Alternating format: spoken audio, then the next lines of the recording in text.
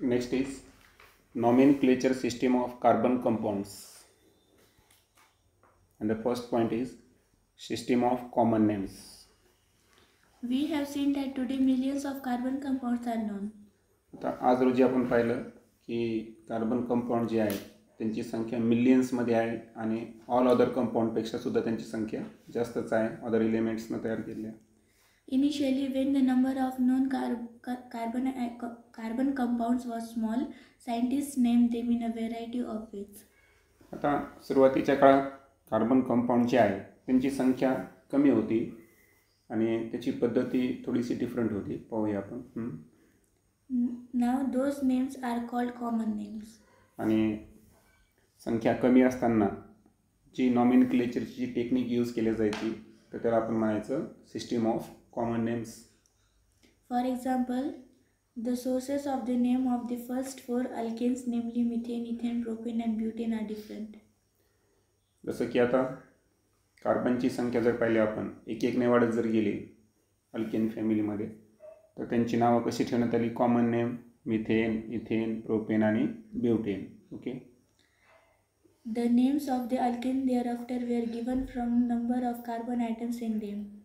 आणि कार्बन ॲटमची संख्या किती आहे कार्बन कंपाऊंडमध्ये त्यावरून प्रत्येकाचं नाव वेगळं कन्सिडर केलं जायचं. Two isomeric compounds having a straight chain or bonded branch chain in their structural formula are possible for the molecular formula C4H10. आता ब्युटेन जे आहे C4H10 तर याचं आपण स्ट्रेट चेन जर तयार केली तर त्याचं नाव काय तयार होतं. But 1ANA. ओके. ब्युटेन तयार होईल. आणि ब्रँच चेन जर तयार केली तर ब्युटेन न येता त्याचं नाव थोडंसं काय होतं या ठिकाणी बदलतं. आणि याचा अर्थ काय झाला की आयसोमेरिक कंपाऊंड जे आहेत तर यांची शक्यता आहे आणि त्यामुळं केवळ फॉर्म्युल्यावरून नाव देणं हे या ठिकाणी थोडंसं चुकीचं होतं. The difference and interrelationship in them was indicated by naming them as N-butane, normal butane and I-butane, isobutane. आणि यांची जर आपण नॉमेनक्लेचर पाहिलं जसं की आता C4H10ची आपण ब्रँच चेन काढली तर ती काय झाली असती CH3 CH2 CH2 CH3. तर ही जी चेन आहे त्याला आपण N ब्युटेन किंवा नॉर्मल ब्युटेन म्हणायचं. आणि जर सेकंडरी स्ट्रक्चर असेल CH3 CH CH3 आणि CH3 तर यामध्ये जर गेलो आपण तर हे सेकंडरी स्ट्रक्चर आहे त्यामुळे याला म्हणायचं आय ब्युटेन अर्थातच आयसोब्युटेन असं याचं नाव होतं. आता पुढं आपण IUPACमध्ये बघणारच आहोत की N ब्युटेन जे आहे त्याचं IUPAC नेम काय आहे ब्युटेनच आहे. मात्र इथं जर पाहिलं आपण तर कार्बनची लॉंगेस्ट चेन आपल्याला घ्यावी लागते आणि त्यामुळं 2 नंबरला मिथिल ड्रॉप होऊन याचं नाव जे आहे 2-मिथिल आणि ब्युटेनच्या ऐवजी पुढं नाव काय आलं प्रोपेन. म्हणजे अशा पद्धतीनं फरक पुढं बघणार आहोत आपण. पण कॉमन नेमची सिस्टीम अशी होती की जे स्ट्रेट चेन होतं ब्युटेनची त्याला नाव काय दिलं त्यांनी N ब्युटेन आणि जी ब्रँच चेन होती त्याला नाव काय दिलं isobutane. Okay. Then use your brain power. Draw 3 structural formula having molecular formula C5H12. आता C5H12 याचा आपण जर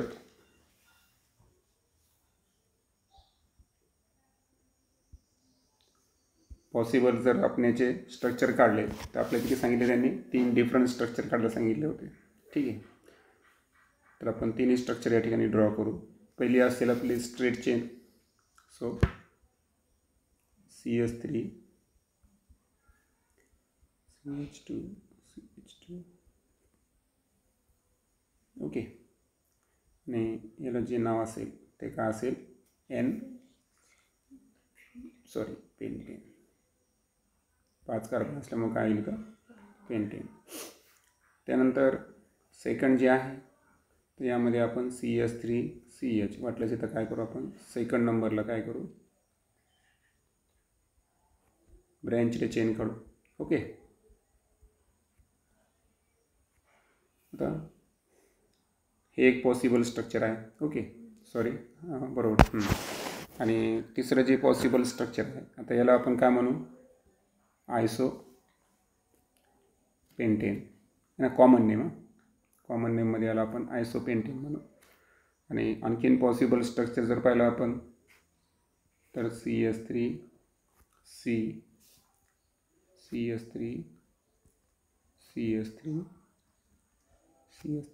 या स्ट्रक्चरमध्ये सुद्धा काय होईल की 5 कार्बन आणि 12 हायड्रोजन आहेत. ओके. आता ह्याचं जे कॉमन नेम आहे ना तर ते आहे टर्शरी पेंटेन. आता चॅप्टरच्या सुरुवातीला मी तुम्हाला 3 शब्द वापरले होते प्रायमरी, सेकंडरी आणि टर्शरी. पैकी हे जे पहिलं स्ट्रक्चर आहे हे प्रायमरी आहे त्याला आपण 1 डिग्रीनं रिप्रेझेंट करतो. हे दुसरं जे स्ट्रक्चर आहे ते आहे सेकंडरी 2 0नं त्याला रिप्रेझेंट करतो. आणि तिसरं जे स्ट्रक्चर आहे ते आहे टर्शरी ज्याला आपण 3 0नं डिनोट करू. तर असे हे 3 स्ट्रक्चरल फॉर्म्युले तयार होतील. Give the names n pentane and neopentane to the above 3 structural formula. आता पहिलं जे स्ट्रक्चर आहे त्याला आपण एन पेंटेन नाव दिलेलं आहे.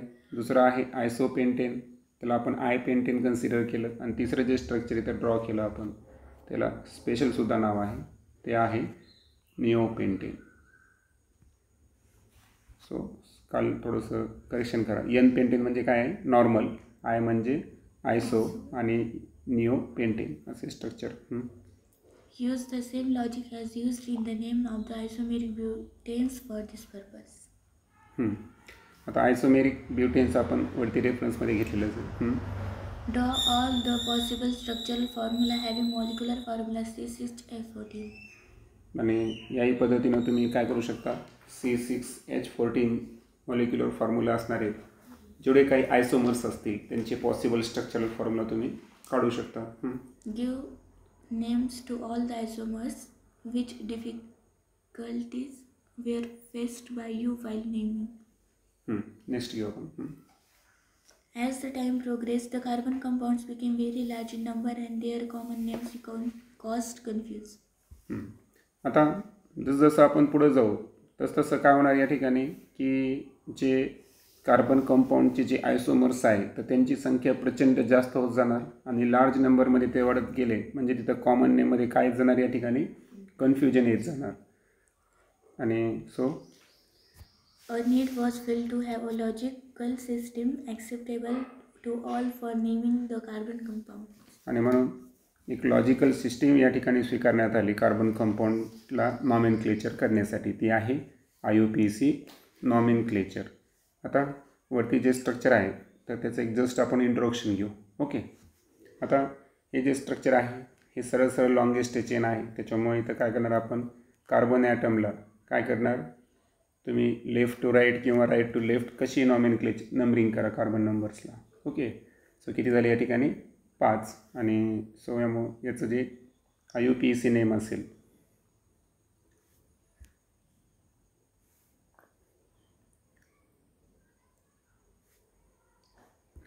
तर ते कोणतं असेल पेंटेन.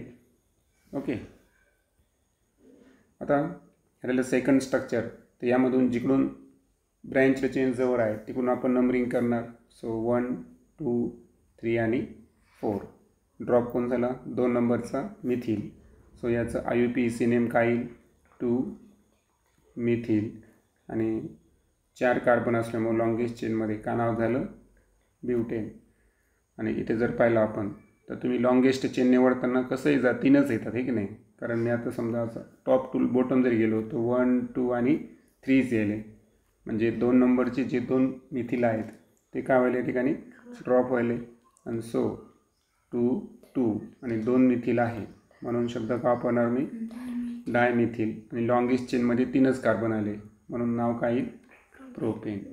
ओके. या पद्धतीनं ठीक आहे. एक इंट्रोडक्शन आपण तर पाहिलंच आहे, पण आता एक एक नियम आपण IUPACचा या लेक्चरमध्ये समजून घेऊ. International Union for Pure and Applied Chemistry (IUPAC) put forth a nomenclature system based on the structure of the compounds, and it was accepted all over the world. आता आपण पाहिलं की सुरुवातीला कार्बन कंपाऊंडची संख्या लिमिटेड होती आणि कॉमन नेम्स त्यासाठी use केल्या जायची, परंतु त्यानंतर एक सिस्टीमची आवश्यकता होती की जे कन्फ्युजन दूर करेल, आणि ते कन्फ्युजन कोणी दूर केलं? IUPAC. आता IUPAC जे आहे हे स्वतः एक ॲब्रिव्हिएशन आहे, शॉर्ट फॉर्म आहे, आणि त्याचा लॉंग फॉर्म काय आहे? International union for pure and applied chemistry. तर यांनी जे कंपाऊंड्स आहेत तर त्यांचं स्ट्रक्चर जे आहे तर त्याला काही बेसिसवर नॉमेनक्लेचर केलं आहे, आणि ऑल ओव्हर वर्ल्ड पूर्ण जगानं ते सिस्टीम काय केले आहे? ॲक्सेप्ट केले आहे. There is a provision in this system for giving a unique name to all the carbon compounds. आणि कितीही आयसोमर्स तयार हो, प्रत्येक आयसोमर्सला, प्रत्येक कार्बन कंपाऊंड्सला युनिक नेम देण्याची जे प्रोव्हिजन आहे, सुविधा आहे, ती IUPAC सिस्टीममध्ये आपल्याला पाहायला मिळेल. Let us see how some straight chain compound containing one functional group are given IUPAC name, and let us also see their common names. Okay, चला आपण ते जाणून घेऊ. There are 3 units in the IUPAC name of any carbon compound: parent, suffix and prefix. आता IUPACमध्ये जे carbon compounds आहेत त्याचे आपण 3 भाग करतो. एक असतो पॅरेंट. पॅरेंट म्हणजे मूळ स्ट्रक्चर काय आहे? अल्केन फॅमिली आहे, अल्किन आहे का अल्काईन आहे. त्यानंतर त्याच्यामध्ये एक असतं पुन्हा सफिक्स. जर याच्यामध्ये काय असेल? फंक्शनल ग्रुप अटॅच असेल तर त्याचं नाव कुठं येईल? सफिक्स. जसं की आपण अल्कोहोलचं OL पाहिलं होतं, ॲसिडचं OIC ॲसिड पाहिलं होतं. आणि प्रिफिक्स. प्रिफिक्स म्हणजे कसं की समजा आता आपण पाहिलं होतं टर्शरी कोणतं होतं? ते पेंटेन नव्हतं का? तर त्याच्यामध्ये निओपेंटेन. तर त्याच्यामध्ये जेव्हा IUPAC घेताना 2 मिथिलला आपण ड्रॉप केलं तर 2,2 डायमिथिल जे आपण वापरलं हे काय पद्धतीचं? प्रिफिक्स. बरोबर. आणि पॅरेंट कोण होतं त्याच्यामधला? अल्केन होता, है ना. पॅरेंट ग्रुप कोणता आहे? अल्केन. त्यामध्ये सफिक्स तर नव्हताच आपल्याकडे, अल्केन फॅमिली असल्यामुळं. ओके. आणि प्रिफिक्स. असे अरेंजमेंट असते. आता ही अरेंजमेंट कशी असते? सर्वात सुरुवातीला काय घेतो आपण? प्रिफिक्स. त्यानंतर घेतो पॅरेंट, आणि त्यानंतर घेतो सफिक्स. ओके.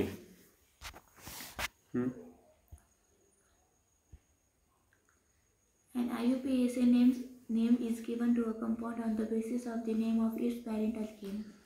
आता पॅरेंट अल्केन कोणता आहे या आधारावर काय केलं जातं? कंपाऊंडला नॉमिनेट केलं जातं IUPACनं. The name of the compound is constructed by attaching appropriate suffix and prefix to the name of the parent alkene. आणि पॅरेंट अल्केनच्या सुरुवातीला काय लावणार आपण? प्रिफिक्स, आणि शेवटी काय लावणार? सफिक्स. हे अप्रोप्रिएट घ्यायचे आपल्याला. The steps in the IUPAC nomenclature of straight chain compounds are as follows. Step 1. Draw the structural formula of the straight chain compound and count the number of carbon atom in it. आता काय करायचं आपल्याला की जो straight chain compound आहे तर त्याचा structural formula आपल्याला अगोदर ड्रॉ करायचा आहे, आणि त्यामध्ये सर्वात अगोदर आपल्याला कशाची संख्या मोजायची? कार्बन ॲटमची संख्या मोजायची. The alkene with the same number of carbon atoms is the parent alkene of the concerned compound. आणि जेव्हा आपण लॉंगेस्ट चेन निवडू, स्ट्रेट चेन निवडू, है की नाही, स्ट्रक्चरल फॉर्म्युला असणारी, आणि त्यामध्ये कार्बनची संख्या मोजली तर ज्या अल्केनमध्ये कार्बन ॲटमची संख्या कशी येईल? सेम असेल तर त्या अल्केनला आपण काय कन्सिडर करायचं? त्या कंपाऊंडचा पॅरेंट अल्केन कन्सिडर करायचा. Write the name of this alkene. आणि त्यानंतर आपल्याला त्या अल्केनचं काय करायचं आहे? नाव लिहायचं आहे. In case the carbon chain of the concerned compound contain a double bond, change the ending of the parent name from "-ene" to "-ine". आता हे झालं अल्केन संदर्भात. अल्केनच्या ऐवजी जर अल्किन असेल तर कुठेतरी तुम्हाला सिंगल बॉन्डच्या ऐवजी काय दिसेल? तिथं डबल बॉन्ड दिसेल. आणि म्हणून पॅरेंट अल्केनचा जो सफिक्स आहे ANE त्याला आपल्याला कशानं ड्रॉप करायचा आहे? ENE या सफिक्सनं ड्रॉप करायचा आहे. If the carbon chain in the concerned compound contains a triple bond, change the ending of the parent name from ANE to YNE. आणि जर सिंगल बॉन्डच्या ऐवजी कुठेतरी ट्रिपल बॉन्ड जर असेल तर अल्किनच्या ऐवजी ती अल्काईन फॅमिली आहे. आणि इथं जर आपल्याला चेंज करायचं असेल तर ANEच्या ऐवजी सफिक्स काय वापरायचा आहे, YNE. आता एक्झाम्पल घेऊ आपण.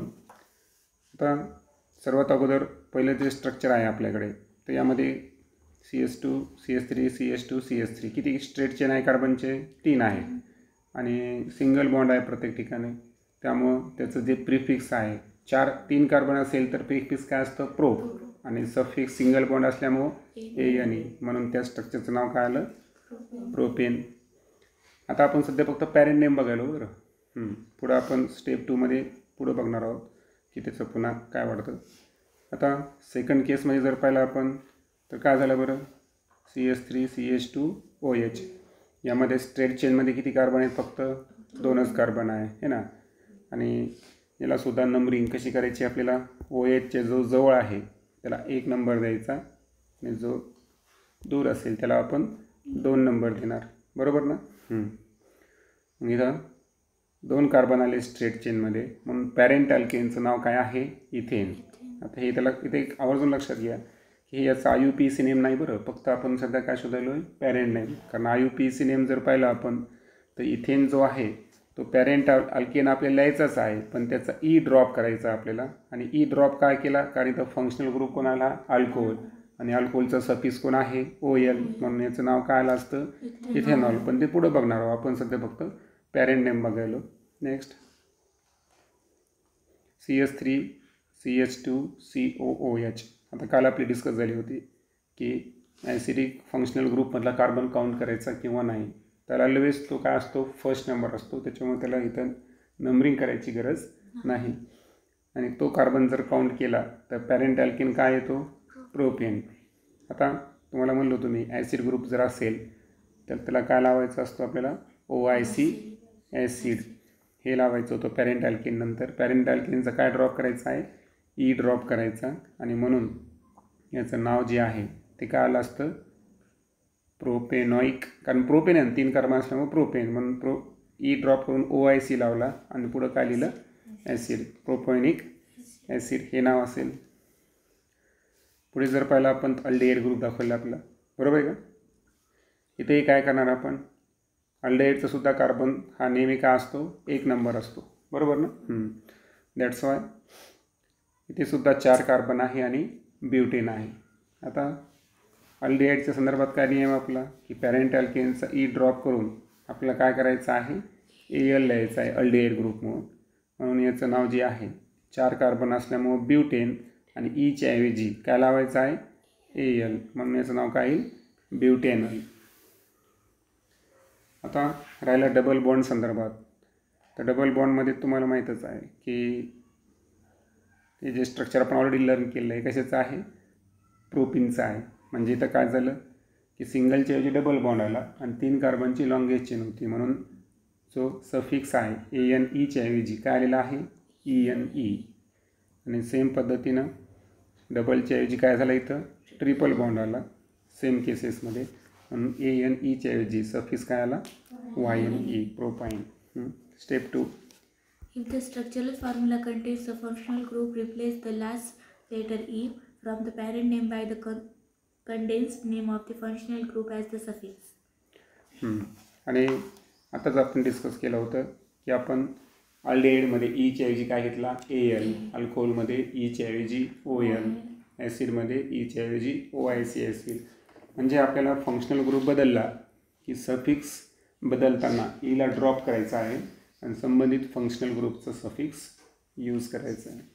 Exception: the condensed name of the functional group halogen is always attached as the prefix. आता याला एक एक्सेप्शन आहे, कारण तुम्हाला माहीत आहे एक्सेप्शन. आता एक्सेप्शन असा आहे की फंक्शनल ग्रुप जर काय असेल, हॅलोजन असेल, तर हॅलोजन हा ऑलवेज सफिक्सला न घेता आपल्याला कुठं घ्यायचा आहे, प्रिफिक्सला घ्यायचा आहे. जसं की एक एक्झाम्पल आपण घेऊनच टाकू. सपोज CH3 CHCl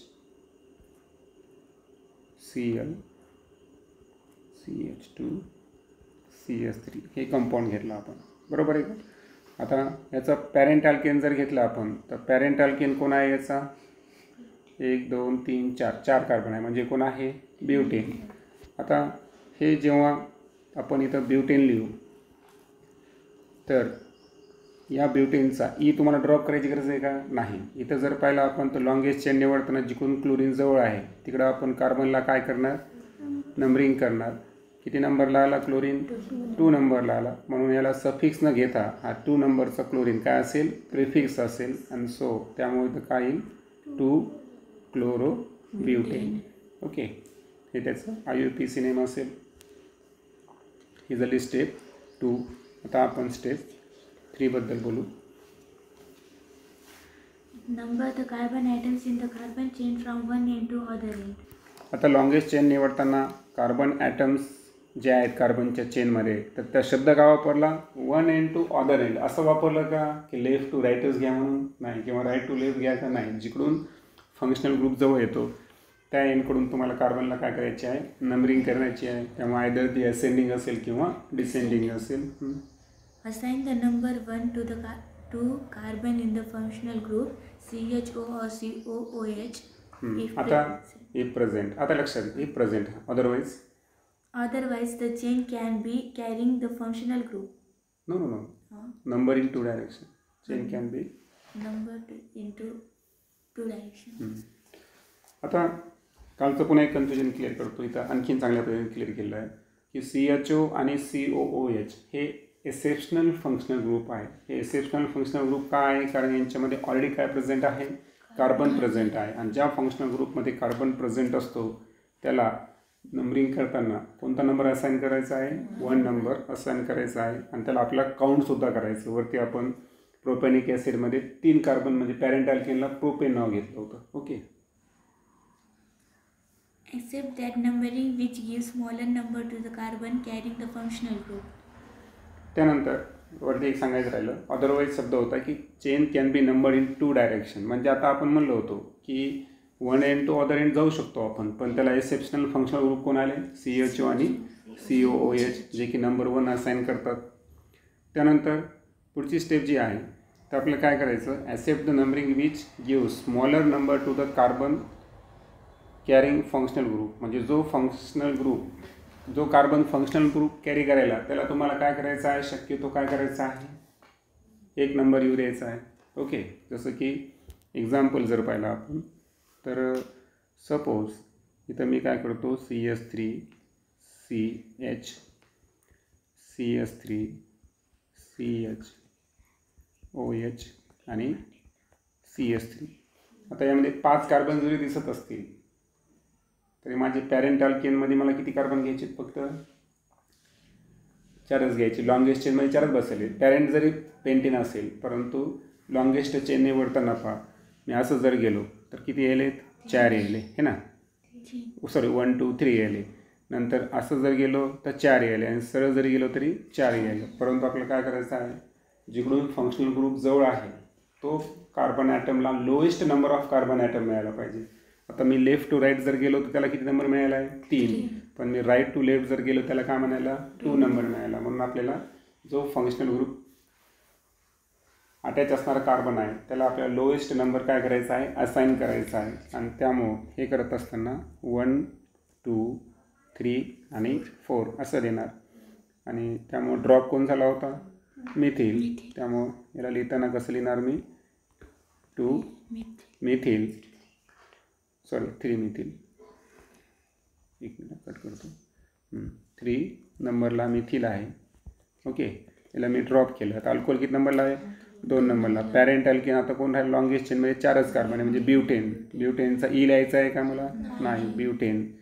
आणि त्यानंतर आणखीन एक सिस्टीम आपण पुढे बघणार आहोत की नंबरसुद्धा मेन्शन करावा लागतो. आता अल्कोहोलिक ग्रुप किती नंबरला अटॅच आहे 2 नंबरला है ना. आणि त्यानंतर अल्कोहोलिक ग्रुप मग OL म्हणून याचं नाव काय 3 मिथिल ब्युटेन 2 ऑइल. त्यानंतर आता आपल्याला एक चार्ट दिलेला आहे. एक पॉईंट राहिला तो घेऊन टाकू. In the final name, a digit, number and a character letter should be separated by a small horizontal line. आणि फायनल नेम जो आहे ना, तर हे लिहित असताना जो डिजिट नंबर किंवा एखादं कॅरेक्टर लेटर आपण जर आपल्याला सेपरेट करायचं असेल, सेपरेट लिहायचं असेल, सेपरेट लिहावं लागतं आणि त्या ठिकाणी आपण काय वापरतो, स्मॉल होरिझेंटल लाईन वापरतो. जसं की मी काय केलं इथं 3 आणि मिथिलच्या मध्ये वापरलं, किंवा ब्युटेन नंतर मी होरिझेंटल लाईन, त्यानंतर 2 नंबर असाइन केला, पुन्हा होरिझेंटल लाईन आणि त्यानंतर काय लिहिलं, फंक्शनल ग्रुपचं सफिक्स लिहिलं. बरोबर, त्या पद्धतीने. आता एक चार्ट दिला आहे तुम्हाला, मला वाटतं तो आपण बऱ्यापैकी क्लिअर केलाच आहे. बरोबर. आता या चार्टचं वैशिष्ट्य जर पाहिलं आपण, तर पहिलं जो आहे जनरल नेम काय त्याचं, ethyl alcohol. Common name, common name काय आहे, इथिल अल्कोहोल. फंक्शनल ग्रुप आहे त्याच्यामध्ये OH हायड्रॉक्झिल ग्रुप, 2 कार्बन असल्यामुळे पॅरेंट नेम काय होता, इथेन. आणि जेव्हा ईला आपण जर OLनं ड्रॉप केलं तर पॅरेंट सफिक्स काय झाला, सफिक्स आपण OL लावला, त्याचं नाव पॅरेंटला सफिक्स लावल्याबरोबर त्याचं नाव काय झालं, इथेनॉल. ओके. आता हे कोणासंदर्भात आहे, हायड्रॉक्झिल ग्रुप. आणि आपण मध्ये एक्सेप्शन पाहिलं होतं. काय एक्सेप्शन होतं की हॅलोजन जर असेल तर ते कुठं लावायचं आपल्याला, प्रिफिक्स, पॅरेंटच्या प्रिफिक्स लावायचं. बरोबर ना. जसं की आता या केसेसमध्ये जर पाहिलं आपण, आता नंबरिंग कुठून करायचं सांगितलं मी तुम्हाला, जिकडून हॅलोजन जवळ आहे, ठीक आहे नाही. आता याला तर गरजच नसते समजा तशी. आता सेकंड आणि थर्डमध्ये जर पाहिलं तर 2-2 कार्बन आहे, म्हणजे यांची पॅरेंट नेम काय आहे, इथेन. बरोबर. आता क्लोरीन अटॅच असल्यामुळं क्लोरीनला आपल्याला कशामध्ये घ्यायचं आहे, प्रिफिक्स घ्यायचं, म्हणजे पॅरेंटच्या अगोदर प्रिफिक्स करायचं, म्हणून त्याचं नाव काय आलं. आणि ब्रोमिन संदर्भात प्रिफिक्स जर वापरलं तर काय होईल, ब्रोमो इथेन. हे करत असताना आपण जे पॅरेंट अल्केनचा ई जो आहे त्याला ड्रॉप केलं का, नाही, त्याला आपल्याला स्किप नाही करायचं आहे. चौथ्या एक्झाम्पलमध्ये जर पाहिलं आपण तर आपल्याकडे अल्डिहाइड ग्रुप आलेला आहे. बरोबर. आता अल्डिहाइड असल्यामुळं याच्यामध्ये आपण जे ईच्या ऐवजी काय वापरणार आहोत, AL हे सफिक्स वापरणार आहोत. आहे तर CHOसाठी AL दिलेलं आहे. मूळ अल्केन होता पॅरेंट, याचा ई ड्रॉप करून AL जर आपण सफिक्स लावला तर काय नाव तयार झालं, प्रोपॅनल. त्यानंतर ॲसिड ग्रुप आला COH, त्यासाठी काय वापरायचं, OIC ॲसिड. म्हणजे ई जे नाव आहे पॅरेंट अल्केनचं, या ईच्या ऐवजी आपल्याला OIC ॲसिड वापरायचा. 2 कार्बनमध्ये कोण होता, इथेन. मग इथं काय तयार झालं नाव त्याचं, इथॅनिक ॲसिड. आता हे CH3COH ना, हा बऱ्याच वेळेस चालला आहे पहा, आणि त्याचं एक कॉमन नेम खूप फेमस आहे, तर ते नाव तुम्ही लक्षात ठेवायचं. ते नाव आहे ॲसिटिक ॲसिड. ओके. त्यानंतर अमाइन ग्रुपकडे येऊ आपण, NH2. आता इथं CH3 कोण अटॅच झाला, NH2. तर इथं सुद्धा आपल्याला पॅरेंट अल्केनचा ई ड्रॉप करून त्याच्याऐवजी काय नाव घ्यायचं आहे, अमाइन. म्हणून याचं नाव काय असेल, मिथेन अमाइन. आणि राहिला प्रश्न कोणता, कीटोन ग्रुपचा, हे की नाही. तर याच्या दोन्ही बाजूला कार्बनच्या चेन असतात, हे की नाही, मध्ये C+O. आता C+O जो कीटोन ग्रुप आहे त्यामध्ये आपल्याला पॅरेंट अल्केन ईच्या ऐवजी काय वापरायचं आहे, ONE वापरायचा आहे. म्हणून प्रोपेनमध्ये जर आपण ई ड्रॉप केला आणि सफिक्स जर 1 वापरला तर याच्यामध्ये पण काय करायचं आपल्याला, हा सुद्धा तसंच आहे, याच्यामध्ये पण कार्बन आलेला आहे. बरोबर आहे का. जसं आपलं CHO आणि COOH पाहिलं होतं आपण, तिथला कार्बन आपण काउंट केला होता, तिथला पण कार्बन काउंट करायचं. फक्त एक फरक आहे की तिथं काय होतं की नॉमेनक्लेचरमध्ये ह्या लॉंगेस्ट चेनमध्ये त्यांना 1 नंबर असाइन होता. याला 1 नंबर येऊ शकतो का, नाही. हा मध्ये आहे, 2 अल्किल चेनच्यामध्ये असल्यामुळं याला 1 नंबर असाइन करायची गरज नाही, आणि म्हणून याचं नाव काय येतं, प्रोपेन 1. त्यानंतर आता स्टेप 2 जी आहे, तर त्यामध्ये आपल्याला काही स्ट्रक्चरल फॉर्म्युले दाखवले आहेत तुम्हाला पहा. आणि पहिली जी केस आहे, कुणीकडून बी नंबरिंग करा तुम्ही. 2 नंबरलाच कोण येतो, OH येतो, आणि 2 नंबरला OH असल्यामुळे इथं होरिझेंटल लाईनचा यूज असेल. बरोबर. आणि त्यामुळं त्याचं जे नाव आहे, 3 कार्बन असल्यामुळं पॅरेंट सिंगल बॉन्ड आहे, म्हणून काय नाव आला, प्रोपेन. ई ड्रॉप केलं आपण, आणि 2 नंबरला कसंही जरी गेलो आपण तर 2 नंबरला काय याला, अल्कोहोलिक ग्रुप. सो याचं नाव काय असेल, प्रोपेन 2 ऑल. बरोबर ना. त्यानंतर इथे जर पाहिलं आपण तर जिकडून हॅलो ग्रुप जो आहे तिकडून आपल्याला नंबरिंग करायची होती, म्हणजे करेक्ट नंबरिंग कोणती असेल 1 2 3 या पद्धतीची, बरोबर आहे का? म्हणून 2 नंबरला क्लोरीन आला म्हणून याचं नाव काय असेल 2 क्लोरो. आता क्लोरो आपण काय वापरला बरं? प्रिफिक्स वापरला. मग प्रिफिक्सच्या लगेचच म्हणजे त्याच्यामध्ये गॅप द्यायचा आहे का? लगेच पॅरेंट अल्केनचं नाव लिहायचं आणि त्यामुळे पॅरेंट अल्केन 5 कार्बन आणि सिंगल बॉन्ड आहे म्हणून नाव काय आलं पेंटेन. आणि ई आपल्याला ड्रॉप नाही करायचा. तिसऱ्या केसमध्ये जर पाहिला आपण तर कीटोन ग्रुप आहे. आता कीटोन ग्रुपमध्ये नंबरिंग करताना काय करायचं? जिकडून कीटोन ग्रुप जवळ येतो तिकडून आपल्याला काय करायचं? नंबर्स असाइन करायचे आहे. त्यामुळे करेक्ट नंबरिंग काय असेल 1 2 3 5.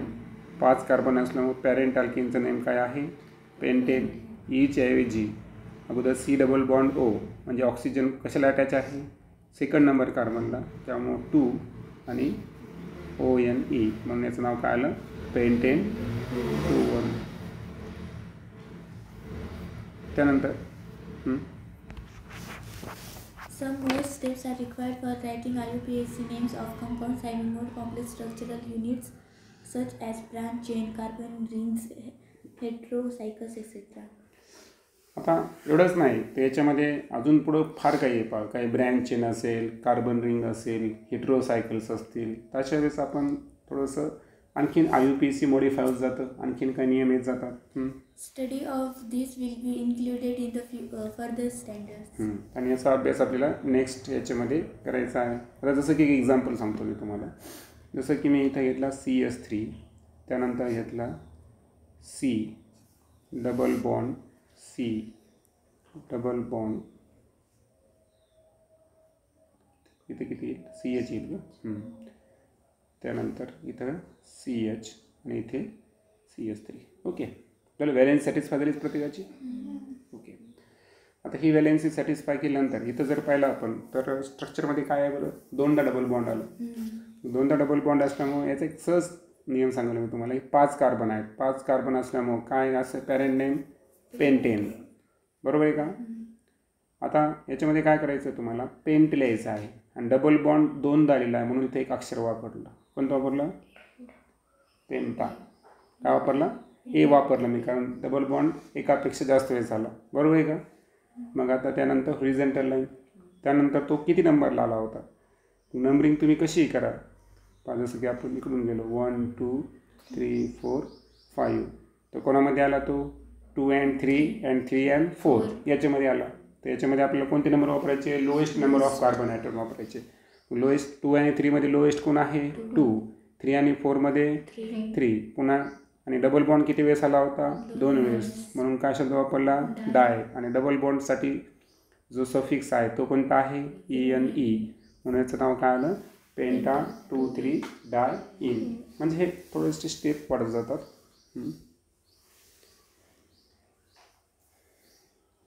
At the same time, also keep in mind that there is a practice of using common names of the carbon compound which are frequently used in the laboratory. आणि आपल्याला अशा carbon कंपाऊंडची जास्त practice करायची आहे. जे carbon compound frequently वारंवार वापरले जातात तर त्यांचे कॉमन नेमसुद्धा आपल्याला माहीत पाहिजे. जसं की मी तुम्हाला म्हणलं लॅबमध्ये आवर्जून वापरले जाणारा घटक कोणता आहे? कार्बोक्झिलिक ॲसिड आहे ना, CH3COH. त्याच्यामुळे त्याला इथेनॉलिक ॲसिड जास्त वापरणार का आपण? नाही वापरणार. आलं लक्षात? मग तसे लक्षात ठेवायचे.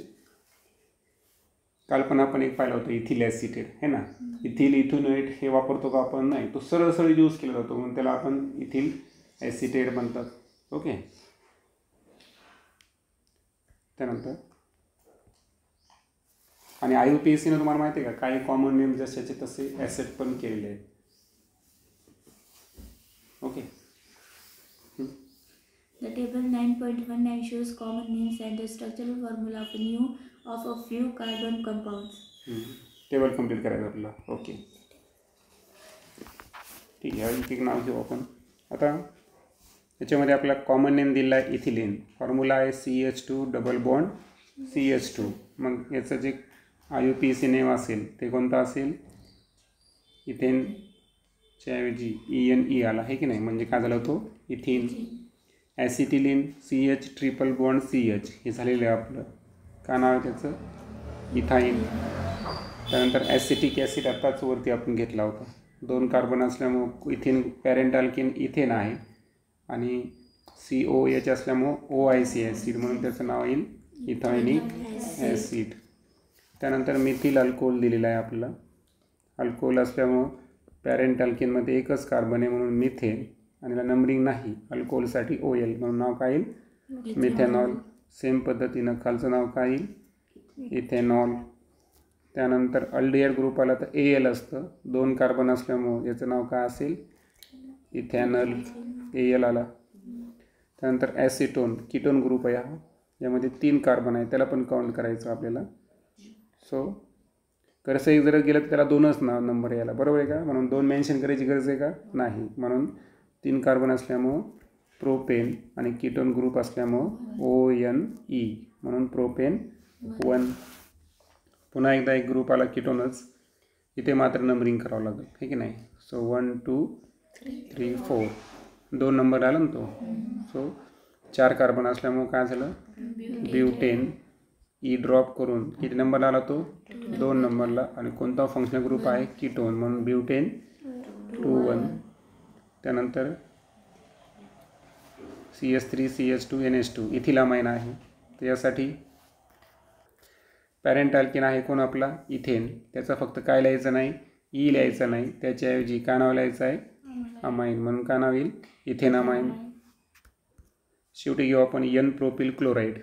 ओके, तर यामध्ये 1 2 आणि 3. 1 नंबरलाच क्लोरीन आलं. सो इथं मेन्शन करणं आवश्यक आहे. 2ला पण असू शकतो ना, त्यामुळं 1.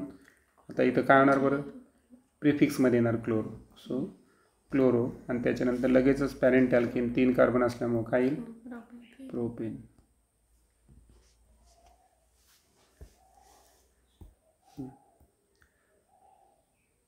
नेक्स्ट लेक्चरमध्ये आपण chemical properties of carbon compounds डिटेलमध्ये डिस्कस करू.